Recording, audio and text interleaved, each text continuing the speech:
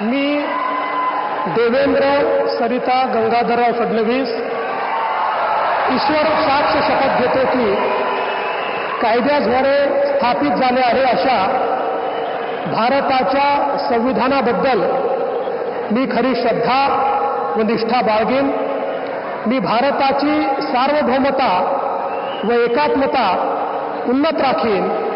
मी महाराष्ट्र राज्याचा मुख्यमंत्री म्हणून माझी कामे निष्ठापूर्वक व सत्सद विवेक बुद्धीने पार पाडेन आणि संविधान व कायदा यानुसार सर्व तऱ्हेच्या लोकांना मी निर्भयपणे व निपक्षपातीपणे तसेच कोणाच्याही विषयी ममत्व भाव किंवा आकस न बाळगता न्याय वागणूक देईन।